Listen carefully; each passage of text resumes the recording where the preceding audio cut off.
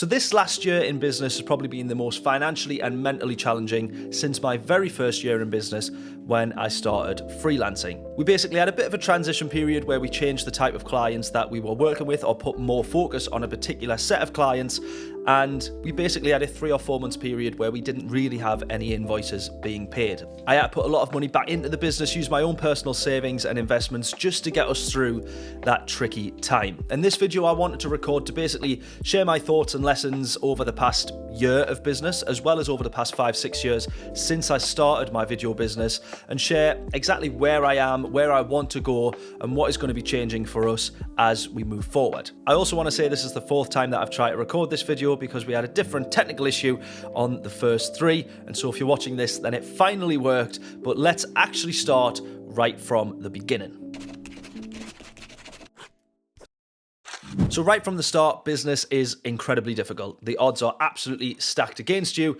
And once you're about 5 years into business, only then do you start to think maybe we're on the right path, and you start to put a little bit of trust in yourself. You see, over 50% of businesses fail within the first 2 years, and less than 10% of businesses make it past their first decade. So if you're about 5 years in like I am, I'm only just starting to think maybe actually we are on the right path. As you grow, though, you find more things to go wrong, more challenges and things that you are up against. And basically about 18 months ago, I was really busy with work. We had lots of videos and lots of things to be doing, but I was editing those videos and finishing them up at 3-4 o'clock in the morning, going to bed, and then being out at 7-8 a.m. to go on to the next film and shoot. So you would think we're busy making maybe a lot of money. I was hugely underpriced or undercharging myself at that point. So that was something I also needed to realize. That was why I was having to overwork. But I soon realized, look, I'm actually going to have to hire somebody. And I did. And Ben has been an absolute godsend, not only to me, but the business as well. And that's been 18 months now where we've had a fully fledged video editor as part of our business and been the foundations and the start of our team. Moving forward a little bit more, we've now got another 2 members of staff. So there's 4 of us in total, myself and 3 others. And we're basically working to produce a load of client work, as well as building our own brands and businesses online, which I want to talk more about in this video. But with that, I started to think that I could really push the business. We were growing, we were hiring, we were doing, pretty well in some circumstances.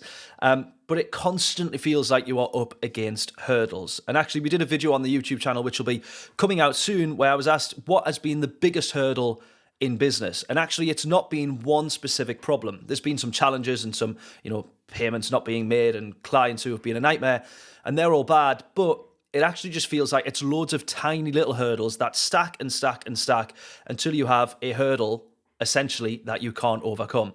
And we've had so much of that over the past few years, and every business owner will feel like they have them every single day, every single month, every single week, and every single year. And that has basically been the biggest challenge for me. And when I say 10 small hurdles stacked together, that can easily write off a day, a week, or a month of your business. And it can put you so far behind where you think you should be or where you want to be. And those challenges, those problems, those stacked up hurdles every single day has basically got me to the point where I'm asking if I actually want to do this anymore. I absolutely love business, so I know the answer to that is yes, I want to carry on. I absolutely love business. I will not grow tired of business. It's one of the few things I think that I will not get bored of. But I've actually, when I sit and think about it and do some digging, you realize it's actually the business model that has got me flawed from the very start. So let's quickly dive into why I already know my business model is flawed. For those who don't know, I run a video business agency or a video agency business, and we create content for clients. A lot of that is based around social media. We'll do a lot of kind of promo, campaign, adverts and things like that. But predominantly, we ourselves want to focus on the social media stuff. So let's say that we're doing a video for easy numbers, let's say £10,000. And the client that we are working with has some products that they want to sell. That's what we're creating the video for. And let's just be generous and say they have a 50% gross profit margin on what they sell. To begin with, they already need to sell double what we've charged them for the video just for them to cover the costs of the video, let alone the cost of the actual advertising, the cost of their overheads, their actual business costs that they have on a monthly basis as standard. And let's assume they're running on a 10% net profit at the end of the year, like most businesses probably are. And you'll soon figure that for every video that we do, they have to sell 10 times that cost in revenue alone just to have some money left at the end of the year. And that is where it is really difficult for us now as a video agency and every video agency across the country and majority of the world, where businesses themselves are actually now better off doing the videos in-house. Unless they're a huge business, FTSE 100 if you're in the UK or S&P 500 if you're elsewhere in the world. If you're working with major global brands, then the costs aren't too bad. They have the volume, they have the scale, they have the ability to absorb those costs so much easier.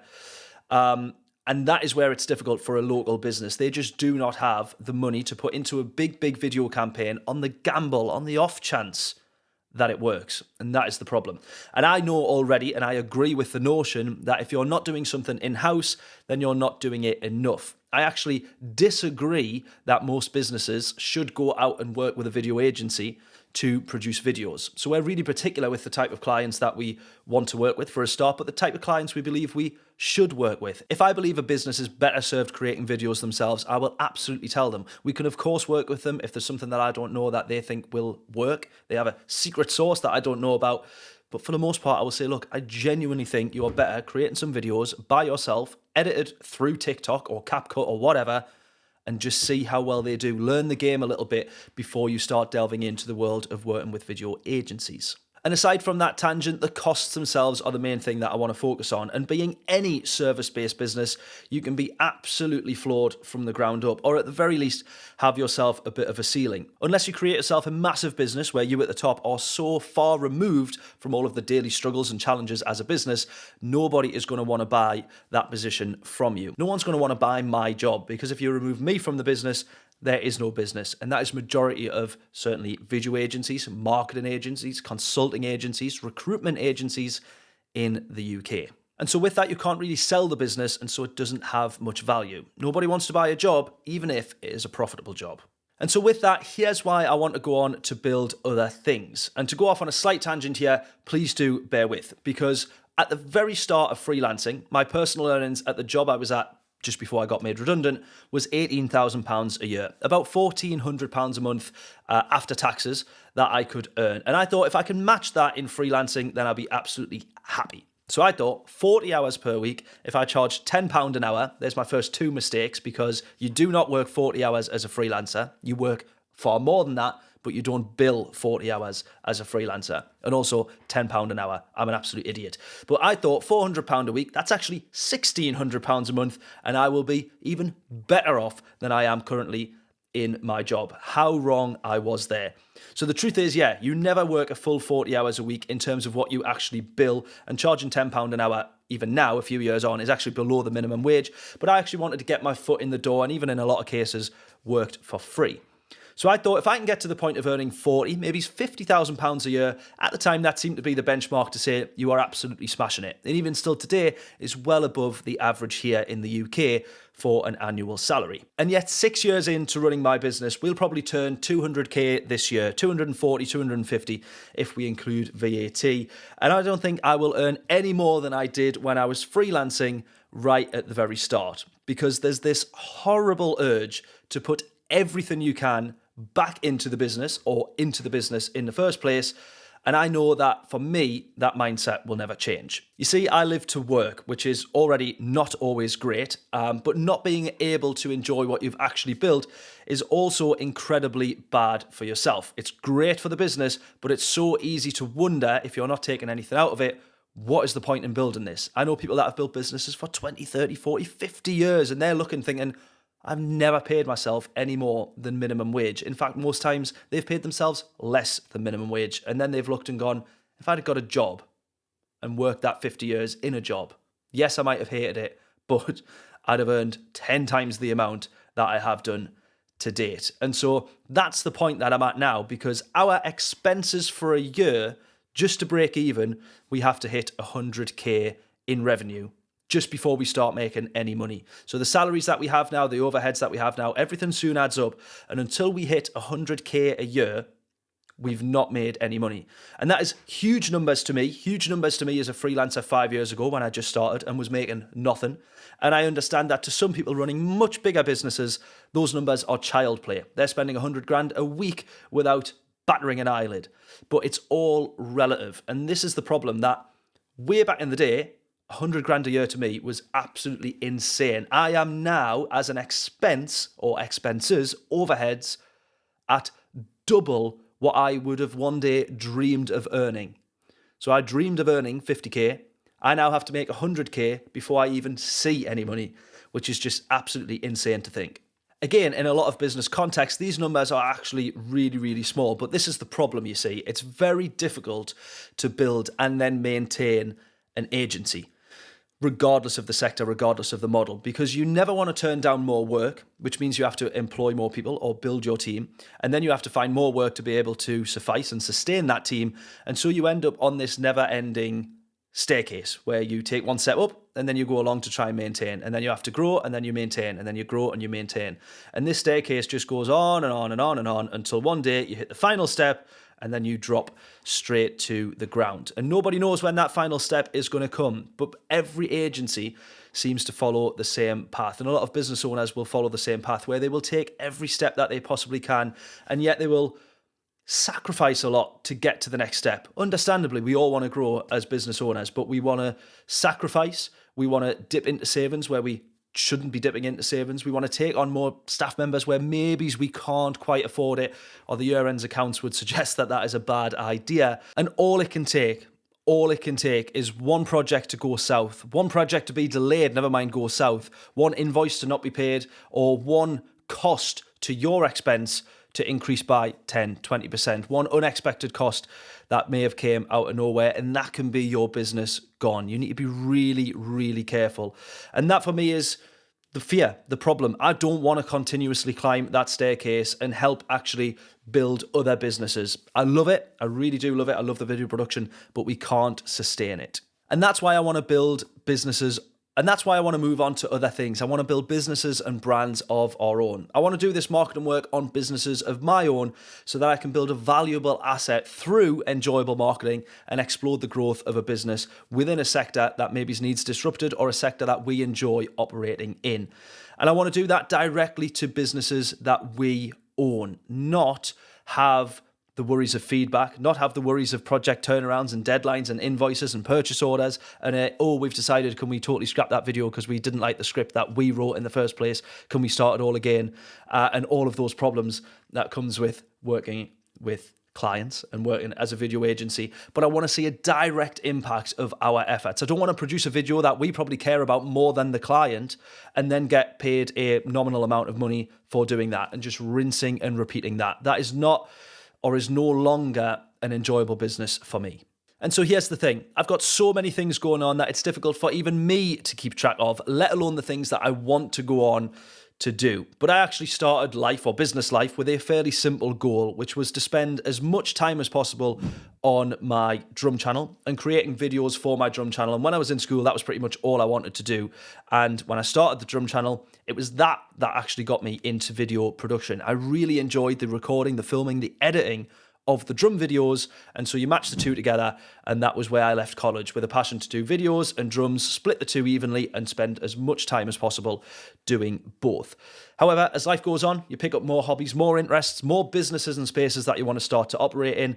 And the unexpected one for me was actually motorsport. I grew up watching Top Gear, and when you mix that with a passion of video editing and everything that goes within video production, you actually have Affinity Racing, which is a channel that we run.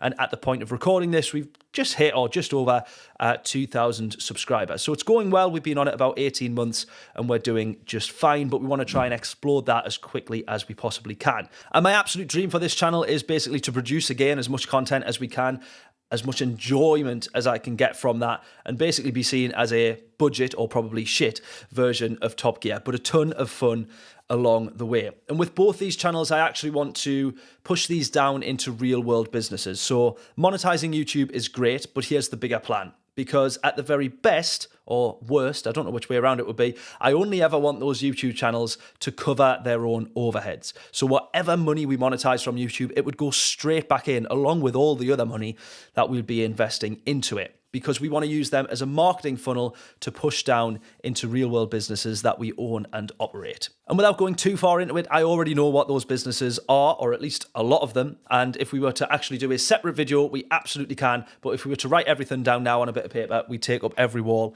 in this office. So one of the things though, in terms of motorsport and the auto industry, I know that there are a ton of businesses that I want to start in this space, but one of the less obvious and actually first moves is actually an MOT or service station. And although that sounds a little bit mad, for somebody who loves cars but knows nothing mechanically about cars, obviously I'm not going to be doing the work because that would be dangerous at best. But in terms of marketing within that space, I know there is huge potential, and that space has still not been disrupted. And if anything, it really needs it. But I think that could really change the game for us in terms of a space that is crying out for some really good content marketing. I also want to look at car shows and events as well as go-kart and motorsport tracks. And people will think I'm absolutely mental here, and that is absolutely fine.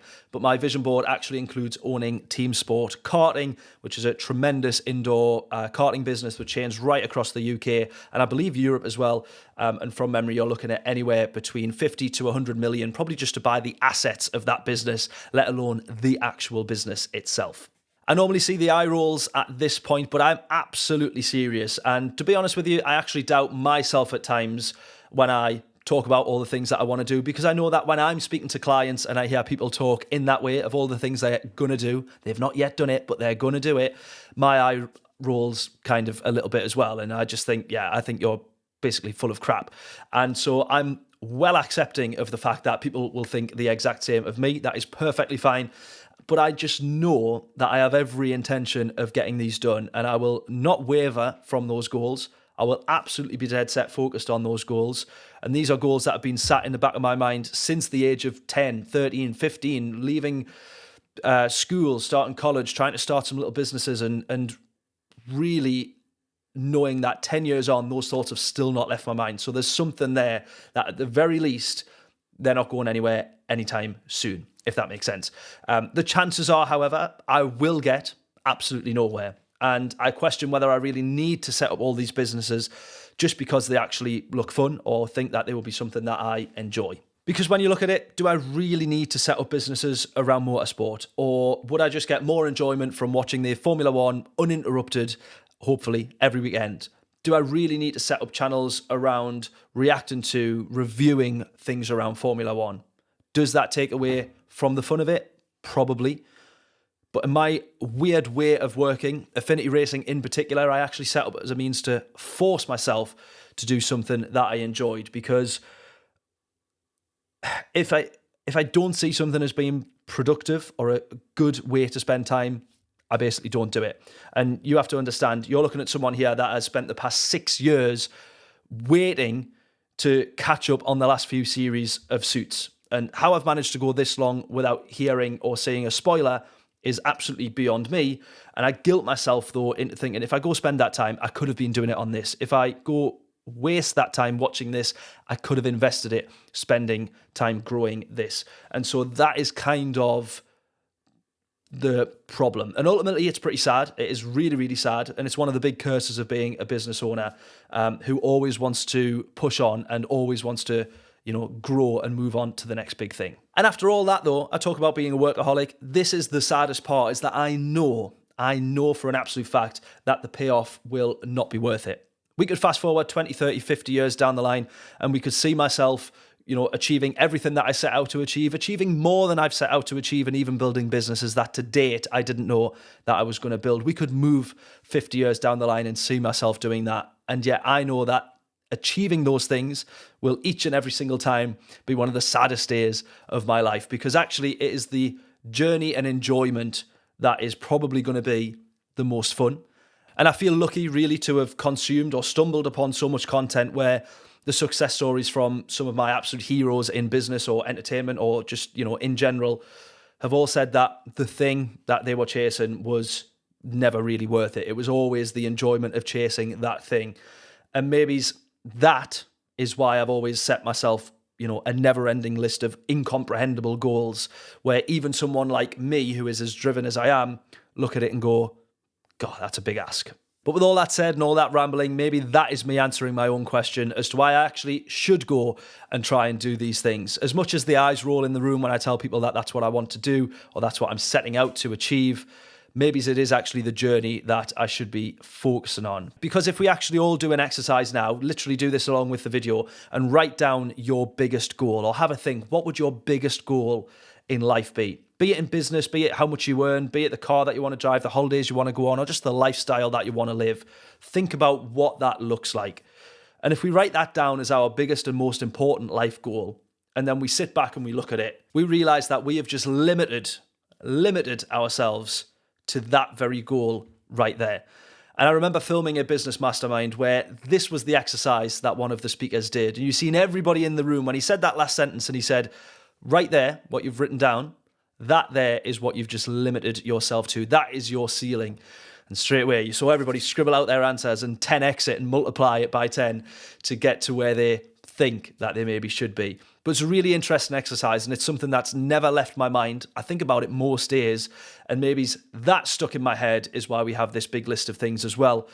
For better or worse, I don't know. And when I think about it, it's so weird, isn't it? How we go through life and pick up some random lessons and sound bites and experiences and all of those come together to basically shape our thoughts, our views of the world and ourselves. And I feel very lucky and so far in everything that I've learned in business over the past 5-6 years, all of the problems that have and things that have gone wrong that have helped me avoid that on a bigger scale, later down the line.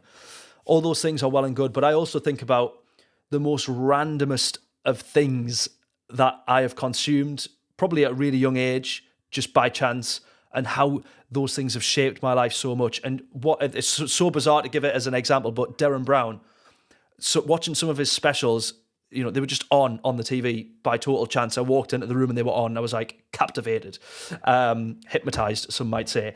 And having those things shape my views of the world. Literally, it's the reason that I will always look at the ceiling whenever I walk into a room. If anyone knows which Derren Brown special I'm talking about, put that in the comments. But even things like The Office and Extras, like Ricky Gervais, for some reason, is someone that has hugely shaped my views of the world. Like, how does that happen? And I feel very lucky to have had an eclectic range of somewhat tiny moments that have had huge impacts on the way that I view myself, the world, and my mindset. And to move on, I've never really wanted any kind of like fame or fortune and huge sums of money, nothing like that. Just a life that I am really happy with, to have as much enjoyment as possible from those things in my life. And, just in terms of money, just enough money to have a nice holiday each year, maybe drive the car that I want. I'm not talking about Lamborghinis or anything, an Audi of some description, but just a life to really enjoy. And with that has basically came the absolute refusal to compromise in anything that I want to do. But the one thing that I cannot shake off, and maybe it's a good thing, maybe it's meant to be, who knows, is that workaholic mindset. And on some days it would be mistaken for hustle culture, certainly being unhealthy. But at the moment and at this time, for me, it's actually one of the things that I am most proud of about myself. The fact that I won't switch off is really difficult to deal with sometimes, but if you look at the average 27-year-old, I'm certainly a bit further ahead than them. And if you look at probably the average person, without sounding like too big-headed or cocky or anything here or arrogant, probably a bit further ahead as well. I feel great comfort in that to some degree. And, I've learned very early to disregard the opinions of other people. I find it worryingly easy to not care what other people think, which is where we can, come to business where I'm in, and in this moment, sharing my ideas of everything that I want to do. Doesn't worry me that people will be looking at this thinking, you are an absolute idiot. Those things are absolutely ridiculous.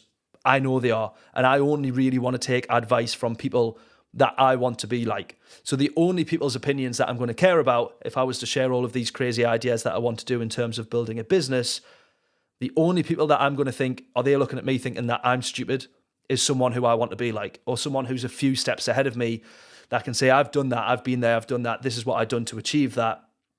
They're the only opinions that I care about. So with that, I've realized that my focus is no longer on the opinions of people. It never really was, but maybe at a very young age it was. But it is now only purely focused on the things that I want to achieve, the goals that I've set out. And it is with an inherent fear at the same time that if I ever reach those goals, knowing that it will be the saddest day of my life, as we mentioned, the ultimate realization that none of it was actually worth it. But at the same time, what actually is. The aim of my life is to have as much enjoyment as possible. The bigger the mission, the bigger the challenge, the bigger the goal, the more difficult it is. And hopefully with that, the more fun we'll have along the way. And so with that, after the 4th attempt now of trying to record this video, hopefully this is the final one. I'm double checking now that I've actually pressed record on the damn computer. We put this video out at the start of 2025, and when New Year's Day comes around and everyone is setting themselves some resolutions and goals that they want to have to move forward. So with all of that and with this now timing, it wouldn't be right of me to brush past this annual ritual that we all do without saying just how stupid I think the whole thing is. Studies show that the most effective time to start a new goal is actually at the very moment that you decide on it. So if you're watching this video at any point in the year, at any point in time, and me rambling on has somehow made you think about your own business, either starting one, changing the one you currently have, or this video has probably been so depressing that it's probably making you want to shut down the business that you currently have, know that the best course of action is the one that you decide to take in the very moment, not one that you set yourself on an arbitrary date later in the year. As we round things up, I really do appreciate everybody watching this. Please let me know your thoughts in the comments and how you are with your own business currently. Are you struggling? Are you actually at a point that you're really happy with? Do you want to get to the next level? What is it? And with that, I really appreciate everybody watching. Please do let me know your thoughts in the comments in terms of where you are in business. What are your thoughts for moving forward? It's a really challenging place to be as a business owner. And I know that, I now know what people mean when they say it's very lonely being a business owner or it's lonely at the top. So drop your thoughts on my challenges. Drop your thoughts on your own challenges, and I would love to be able to respond to them as quickly and as best that I can. And if you see someone else in the comments with their own challenges, make sure you give them your thoughts and advice as well, even if it's just some words of encouragement. I also mentioned 2 channels in this video, Affinity Racing and my drum channel, both of which you can check out, links in the description. But this YouTube channel, David Winter Business, is basically going to be my behind the scenes to those channels. It's going to be the thought process, the ideation, the thought, the strategy behind those channels and what we actually do and how we do channel those into our own businesses down the line. So hopefully there's plenty to look forward to. We're going to be doing Q&As. We're going to be doing all sorts on the channel. So please do stick around, and fingers crossed this one hasn't been too boring, and fingers crossed I will see you in the next video.